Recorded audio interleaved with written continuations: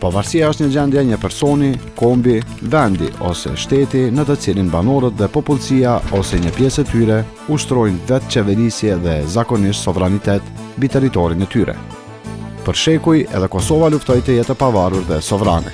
Mirë po këtë arriti vetëm me 17 shkurt 2008, kur në Parlamentin e Kosovës aso kohe, si kryeministër i vendit Hashim Thaçi, e bëri shpalljen e pavarësisë së Kosovës si shtet më i ri në Evropë e botë. Ne, udhëheqësit e popullit tonë, të zgjedhur në mënyrë demokratike, nëpërmjet kësaj deklarate shpallim Kosovën shtet të pavarur dhe demokratik. Në një mbledhje të jashtëzakonshme, ku merrnin pjesë 109 nga gjithsej 120 deputet, Kuvendi i Kosovës një zëri shpalli Kosovën shtet të pavarur, sovran dhe demokratik. Në poa ditë të shpalljes erdhi edhe njohja e parë. Ishte shteti i Kostarikës që njohi Kosovën si shtet të pavarur. Një ditë më pas erdhën edhe disa njohje të tjera si nga Amerika, Franca, Shqipëria, Turqia, Mbretëria e Bashkuar dhe Afganistani. Shpallja e pavarësisë së Kosovës më 17 shkurt 2008 ishte kurorëzimi një rrugtimi të gjatë e të vështirë për qytetarët e Kosovës. Për vite me radhë, qytetarët e Kosovës vuajtën pasojat e spastrimit etnik nga regjimi serbi Slobodan Miloševićit, gjë e cila rezultoi me një luftë çlirimtare. Terminologjia e deklaratës thotë se pavarësia e Kosovës është e kufizuar në parimet e përcaktuara nga plani i Ahtisarit.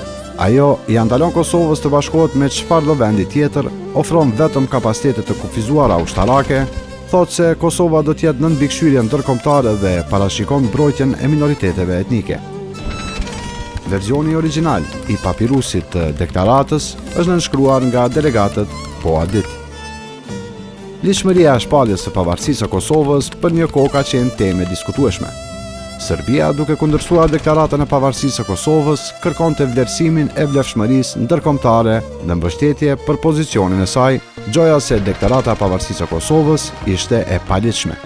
Në vazhdën e kësaj acurie, në tetor të vitit 2008, Serbia kërkoi një opinion këshillues nga Gjykata Ndërkombëtare e Drejtësisë.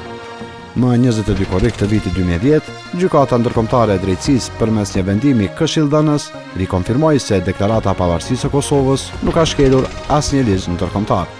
Më 18 shkurt 2008, Presidenca e BE-s njoftoi se pas një ditë bisedimësh të ashpra midis ministrave të jashtëm, vendosi që vendet anëtare të BE-s ishin të lira të vendosnin individualisht nëse do ta njohin pavarësinë e Kosovës. Shumica e shteteve anëtare të BE-s e kanë njohur Kosovën, pos Çipros, Greqisë, Rumanisë, Slovakisë dhe Spanjës që vazhdojnë të mos e njohin. Pas një kërkese nga Rusia, Këshilli i Sigurimit i Kombeve të Bashkuara mbajti një sesion urgjent në pasditën e 17 shkurtit. Sekretari i përgjithshëm i Kombeve të Bashkuara, Ban Ki-moon, lëshoi një deklaratë asnjanëse duke kërkuar nga të gjitha palët të përmbahen nga çdo veprim i deklaratave që mund të rrezikojnë paqen, nxisin dhunën ose rrezikojnë sigurinë në Kosovë apo në rajon. Aktualisht Kosovën e ka njohur mbi 100 shtete e njohja e fundit ishte nga shteti i Izraelit me 1 shkurt 2021.